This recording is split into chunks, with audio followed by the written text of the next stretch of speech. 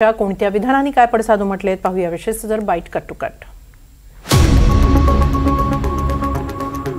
अजित पवार शेतकऱ्यांना म्हणतात फुकट काही मिळत नाही, हेच पोराला सांगा असा टोला उद्धव ठाकरेंनी लगावलाय।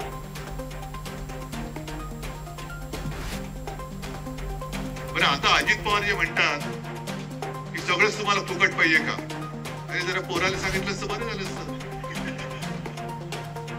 हात शेतकऱ्यांनी हातपाय हलवावे, तुम्ही घरी सांगा ना, घरी सांगा जरा। सगळं फुकट तुम्ही ओरपतायत आणि माझा शेतकरी भीक मागतच नाहीये, तो हक्काचे पैसे मागतोय। मोसंबीला तुम्ही जर का त्याच्या हक्काचे पैसे दिले, आता हे नुकसान झाले।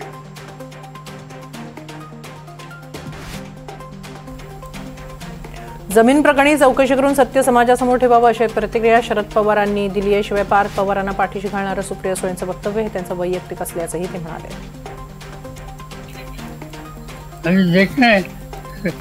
सरकार ने कई एक कमिटी अपॉइंट की है, जिनके नेतृत्व पर ये कमिटी अपॉइंट की, वो अधिकारी नेक अधिकारी ऐसा उनका रेपुटेशन है, उसको एक होने का समझ लिया। अभी देखेंगे एक होने में क्या होता है। पार्थ पवारांवर गुन्हा का नाही, फडणवीसच सांगतील असंही शरद पवारांनी म्हटलंय।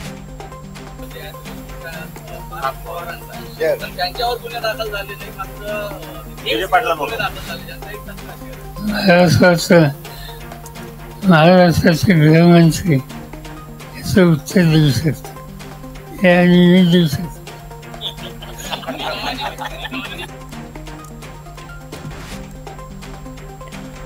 मतं चोरली, आता जमिनीही चोरायला लागली अशी टीका उद्धव ठाकरेंनी केली आहे। मतं तर चोरलीच, आता जमीन पण चोरायला लागली। आलं होतं ना काल एक प्रकरण कोणाचं, आणि पहिल्याच दिवशी मला पत्रकारांनी विचारलं, काही जणांनी विचारलं तुमची प्रतिक्रिया काय, म्हटलं कशाला देऊ प्रतिक्रिया, काहीच होणार नाही ह्याच्यामध्ये। एक दोन दिवस तुम्ही बसाल बोंबलत सगळे, आम्ही पण मोठी राजीनाम्याची मागणी करू, ही चौकशी करा, ती चौकशी करू। मुख्यमंत्री कोणी असला तरी त्याची दय केली जाणार नाही, चौकशी समिती नेमतील, क्लीन चिट देतील, विषय संपला। झाले की नाही तसं? अजित पवारांबाबत काही बोलणार नाही, पण मुलं सज्ञान असली तरी आज्ञाधारक असावीत असा टोला नारायण राणेंनी लगावला। त्यावर आता मुख्यमंत्री अजित पवार म्हणतात मुलं सज्ञान झाल्यावर ते स्वतंत्र व्यवसाय करतात आणि जो व्यवहार झाला त्याची मला जराही माहिती नव्हती, कल्पना। आमच्या सरकारमध्ये असल्यामुळे मुख्यमंत्री असल्यामुळे मी त्याच्यात काय बोलू शकतो। मुद्द्यात सज्ञान असली तरी आज्ञाधारक असावी, बरोबर ना?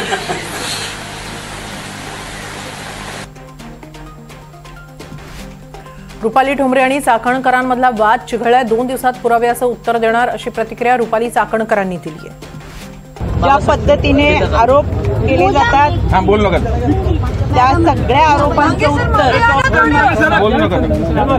मी तुमच्या सोबत स्वतंत्र प्रेस घेऊन या सगळ्या प्रश्नांची उत्तर देईन। आणि तुम्हाला कल्पना आहे माझ्या हातात कागद पुरावे असल्याशिवाय मी कोणत्याही गोष्टीचं वक्तव्य करत नाही, त्याच्यामुळे पुराव्यासहित तुमच्याबरोबर तुमच्या समोर बसेल। रुपाली चाकणकर यांच्या बाबतीत माध्यमावर जे वक्तव्य केलं त्याच्या बाबतीतला खुलासा पक्षानं मागवलाय, कायदेशीर खुलासा करणार असल्याचं रुपाली ठोंबरे यांनी सांगितलं। मला पक्षाची नोटीस नाही, मला पक्षाचं खुलासा पत्र काल रात्री दिलेलं आहे। त्या खुलासा पत्रामध्ये जो काही मजकूर आहे तो मी तुम्हाला माझ्या सोशल मीडियातनं तुमच्यापर्यंत पोहोचलेला आहे की मी जे काही महिला आयोगाच्या अध्यक्षा, त्याच्यानंतर प्रदेश अध्यक्षा यांच्या बाबतीत माध्यमावर वक्तव्य केलं त्याचा खुलासा मला माझ्या पक्षाने मागितलेला आहे। त्यासाठी 7 दिवसाचा कालावधी आहे आणि त्या खुलासाला उत्तर किंवा जो खुलासा कायदेशीर आहे तो मी देणार आहे। मंत्री प्रताप सरनाईकांनी मीरा भाईंदरमध्ये 200 कोटींची जमीन 3 कोटींना घेतल्याचा आरोप विजय वडेट्टीवारांनी केलाय. आज एक माझ्याकडे आलेलं प्रकरण मी उद्या सविस्तर याची माहिती देतो आहे तुम्हाला. मी सर्वे नंबर सकट देतो तुम्हाला माहिती, पुन्हा सगळ्या चॅनलला देतो हे सांगतोय की आपण यामध्ये सुद्धा लक्ष घाला. हे घोटाळ्यांची मालिका प्रचंड मोठ्या प्रमाणात या राज्यामध्ये सुरू झालेली आहे आणि मंत्री सरनाईकने स्वतःच्या एज्युकेशन संस्थेला मीरा भाईंदरमधील प्राईम लँड 4 एकर ज्याची किंमत 200 कोटी रुपये आहे, मार्केट व्हॅल्यू 3 कोटी रुपयामध्ये घेतली. मंत्र्यांना स्वतःच्या संस्थेच्या नावाने अशी जागा चॅरिटेबल संस्थेच्या नावाने घेता येतं का?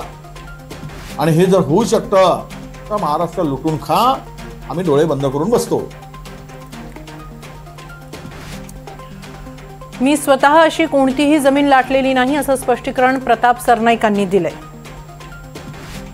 सर्वप्रथम तुम्हाला सांगू इच्छितो की अशी कुठलीही माझी वैयक्तिक जमीन ही मीरा भाईंदरमध्ये अशी लाटलेली किंवा घेतलेली नाही.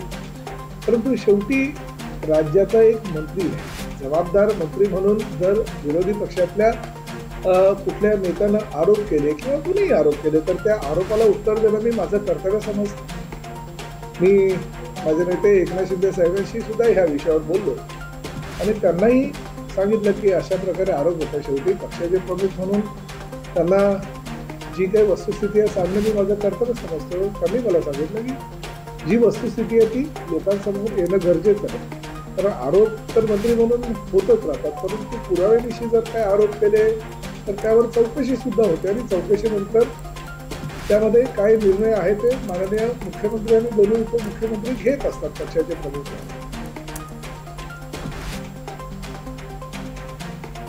माझ्या सुनेच्या सिद्धेश चॅरिटेबल ट्रस्ट संस्थेनं 8025 स्क्वेअर मीटर जमीन घेतली असं सरनाईकांनी सांगितलं.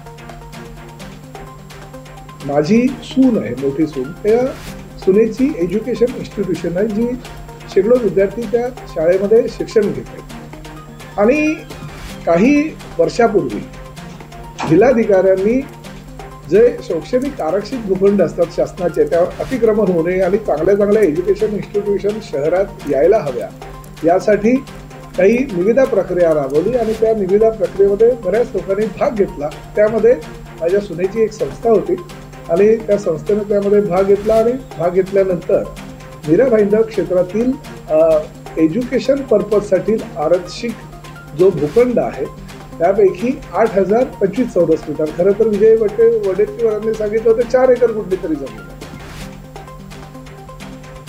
वडेट्टीवार फक्त मीडियात बोलतात, तक्रार करा चौकशी होईल असं चंद्रशेखर बावनकुळेंनी म्हटलंय. आता तर आमच्याकडे एवढं प्रकरण आहे, पण अजूनही मी वारंवार सांगतो की या महाराष्ट्राच्या कुठल्याही नागरिकांना तक्रार करायचा अधिकार आहे. महसूल खात्यामध्ये नोंदणी खात्यामध्ये जर आपल्याला काही गडबड वाटली तर मी दिवसभर मंगळवार बुधवार तक्रारी ऐकतोच. या राज्यामध्ये जर आमच्या अधिकाऱ्यांनी काही चुका केल्या असतील किंवा प्रशासनाकडून काही चुका झाल्या असतील तर सरकार ऐकायला तयार आहे. वडेट्टीवारला माझी विनंती आहे की त्यांनी मला पत्र दिलं त्याची चौकशी करू. तुमच्या माजी खासदारांनी रडतायत चाले असं म्हटलं होतं, आता यांनाच आपल्याला रडवायचंय असा निशाणा उद्धव ठाकरेंनी साधलाय. आज जे मी तुम्हाला सांगतो हे खरं काम जे आहे हे पालकमंत्र्याचं आहे. आपल्या खासदारांनी मगाशी मला सांगितलं की तिथे पलीकडच्या कुठल्याच्या तहसीलदार म्हणतो त्याच्याकडे गेल्यानंतर आपले सारे शेतकरी गेले. त्यांना सांगतो तुम्ही काय करायचं जा मुख्यमंत्र्याकडे. मुख्यमंत्र्याकडे जर तहसीलदार सांगतो तू कशाला बसलेस, जा ना घरी, तुझं काय काम आहे. आणि म्हणून मी जो तुम्हाला कार्यक्रम दिलेला आहे आता लढलं पाहिजे. जे मी नेहमी सांगतो की आता रडायचं नाही लढायचं. आता लढणार असाल तर मी तुमच्या सोबत आहे आणि रडणार असेल तर मी कशाला येऊ रडायला. काय करायचं ठरवलं तुम्ही. लढणार असाल तर मी आहे. मनसेबाबत मवियाने एकत्र बसून निर्णय घ्यावा असा सल्ला राष्ट्रवादी शरद पवार गटाचे अध्यक्ष शरद पवारांनी दिलाय. आम्हाला असं वाटतं एकत्र बसून पर्याय देऊ शकत असेल तर तेवढी चोखाची भूमिका कशी घेऊ. काँग्रेसने सुद्धा विचार करावा, पण मी आत्ता सांगू शकत नाही. उद्या आमची बैठक आहे ना, उद्याच आमची बैठक. त्या बैठकीत साधारणतः सगळ्यांसोबत होऊन निर्णय होईल. महाविकास आघाडी तुमचा शब्द अंतिम असतो, तुम्ही सर्व्हिस कराल का राज ठाकरे आणि काँग्रेसला? असं आहे की मी तुमचा आवाज आहे, तुम्ही मला एवढं महत्त्व दिलं. कसं असं आहे की आम्ही चर्चा करू, आमचे सगळे सहकारी त्यांची मतं घ्यावी लागतील. हे एकट्याचं नाही, मी पक्षाचा अध्यक्ष आहे, त्यामुळे माझी नैतिक जबाबदारी इतरांच्या मताचा सन्मान करणं. त्यामुळे आम्ही पहिल्यांदा त्यांचं ऐकून घेऊ आणि सामूहिक निर्णय आम्ही घेऊ. मनसेकडून कोणताही प्रस्ताव आलेला नाही असं काँग्रेस प्रदेशाध्यक्ष हर्षवर्धन सपकाळांनी म्हटलंय.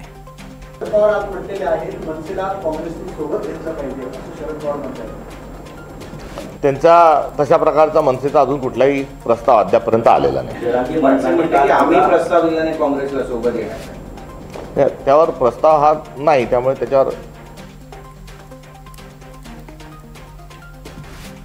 रत्नागिरी सिंधुदुर्ग जिल्ह्यात काही झालं तरी युती करायची नाही, आम्ही ठरवलेलं आहे असं नारायण राणेंनी म्हटलंय.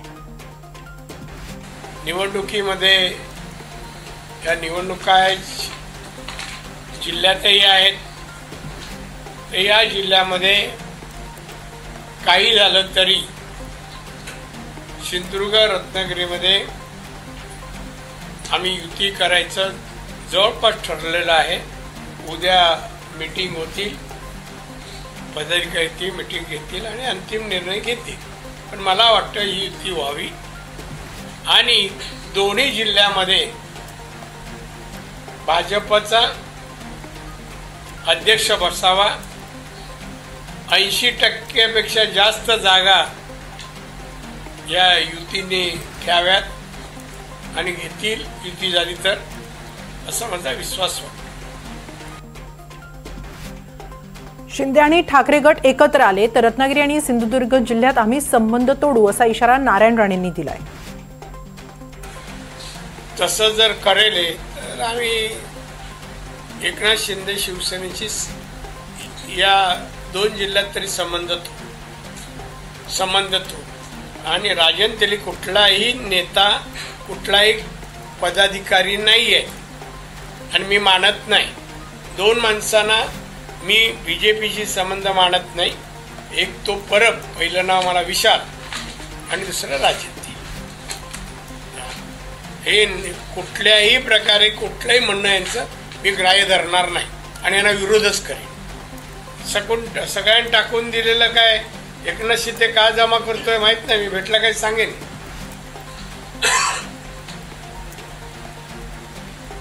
एकदम नेते कसे, तो कोणतं विचार काय त्याचं ऑफिस का मोठा मिरज, जसं कोणतरी मोठा विचारवंत मोठा नेता आहे असं.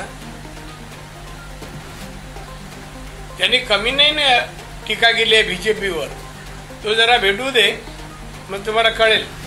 कुठेही भेटू दे, त्याच्या ऑफिसमध्ये असला तरी तुम्हाला ब्रेकिंग न्यूज मिळेल.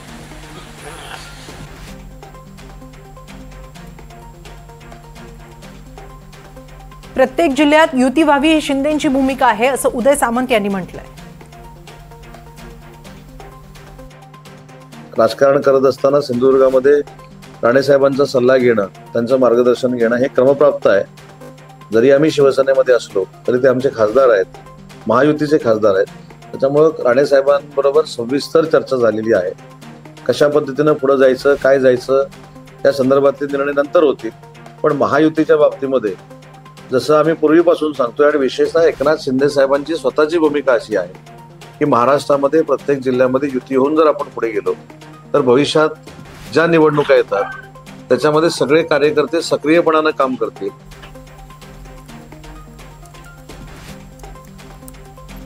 सिंधुदुर्ग जिल्ह्यात देखील आम्ही युतीसाठी बोलायला तयार आहोत असं उदय सामंत यांनी सांगितलंय. एक पहिली महत्वाची गोष्ट आहे की आपण राणेसाहेबांचं नेतृत्व मानतो. राणेसाहेब आमचे खासदार आहेत आणि खासदार म्हणण्यापेक्षा राणेसाहेबांना जो राजकीय अनुभव आहे किंवा राणेसाहेब मुख्यमंत्री राहिलेले आहेत, राणेसाहेब केंद्रीय मंत्री राहिलेले आहेत, त्याच्यामुळे अशा व्यक्तीचा सल्ला घेणं हे क्रमप्राप्त आहे. आणि शिंदे साहेबांनी देखील आम्हाला सूचना दिलेल्या आहेत की राणे साहेबांना विचारून काही घडामोडी ज्या करायच्या असतील किंवा पाऊल टाकायचे असतील राणे साहेबांना विचारून टाका. त्याच्यामध्ये कमीपणाचं काय की युतीसाठी जर बसायचं असेल तर मी संपर्क मंत्री म्हणून यायला तयार आहे. काही मंडळींना संपर्क मंत्र्यांबरोबर जर बसायचं नसेल तर त्यांनी शिंदे साहेबांची चर्चा करावी, अन्य आमच्या नेत्यांची चर्चा करावी, पण याच्यातनं मार्ग काढावा. कर्ज घ्यायचं आणि आणखी कर्जबाजारी व्हायचं असं वादग्रस्त विधान जलसंपदा मंत्री राधाकृष्ण विखे पाटील यांनी केलंय. सोसायटी काढायची, कर्ज काढायचं, पुन्हा कर्जबाजारी व्हायचं, पुन्हा कर्जमाफीची मागणी करायची. तर आपलं अनेक वर्ष काम चालू आहे, त्याची काही चिंता नाही. महायुती सरकारमध्ये जाहीरच केलंय देवेंद्रजींनी की 100% आम्ही शेतकऱ्याचे कर्ज माफ करणार आहोत. हे आपल्या सरकारने जाहीरच केलेलं आहे. विखे पाटलांच्या बोलण्याचा अर्थ वेगळा होता असं स्पष्टीकरण चंद्रशेखर बावनकुळेंनी दिलंय.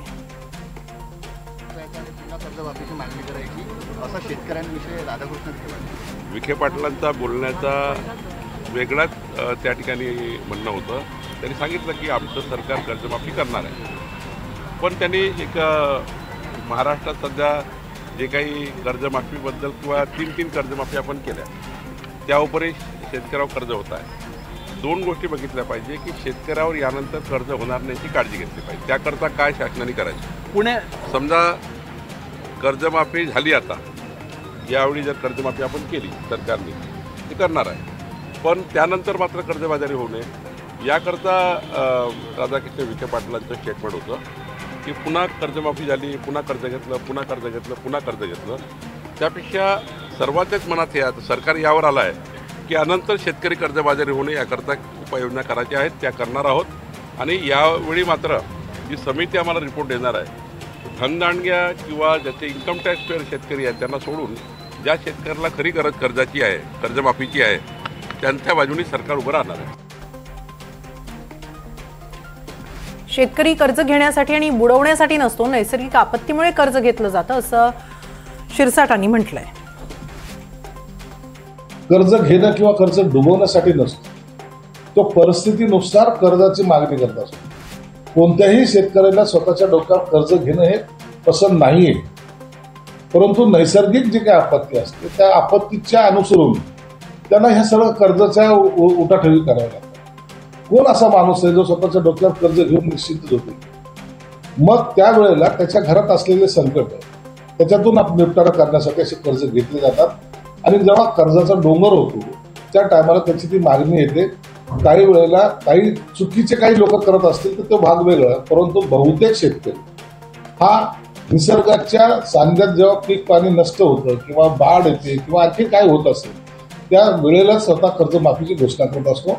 म्हणून सरकार सुद्धा त्याचा सहानुभूतीने विचार करतो. शेतकऱ्यांच्या जखमांवर मीठ चोळण्याचं काम सुरू आहे अशी टीका शेतकरी नेते अजित नवलेंनी केली आहे.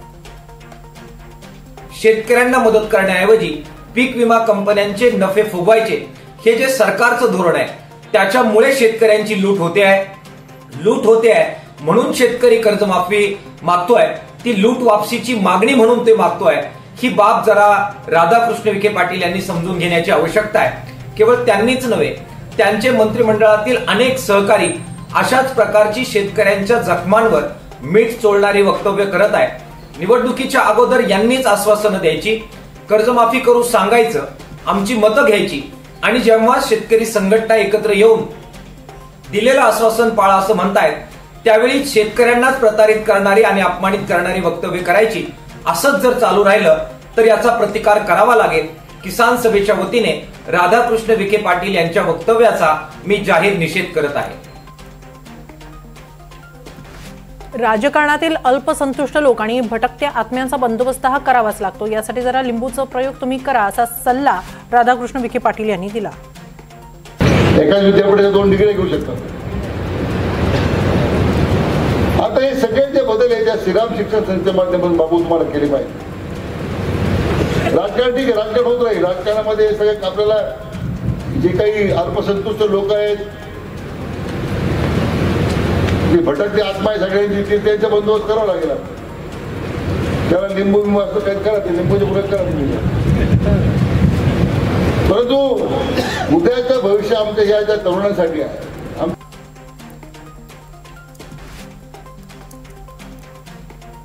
जोपर्यंत FRP जाहीर होत नाही तोपर्यंत सांगली जिल्ह्यातील साखर कारखाने चालू होऊ देणार नाही असा इशारा राजू शेट्टी यांनी दिला.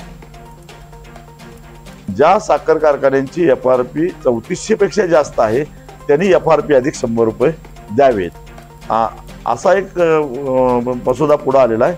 कोल्हापूर जिल्ह्यातल्या 2 कारखान्यांनी त्याला मान्यता दिली आहे आणि बाकीचे हळूहळू त्याला मान्यता द्यायच्या मानसिकतेत आहेत.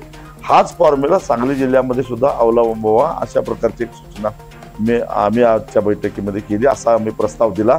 त्याच्यावर विचार करण्यासाठी म्हणून त्यांनी काही दिवस मागितले, तेव्हा जिल्हाधिकाऱ्यांनी त्यांना 5 दिवस म्हणजे 12 तारखेपर्यंत मुदत दिली.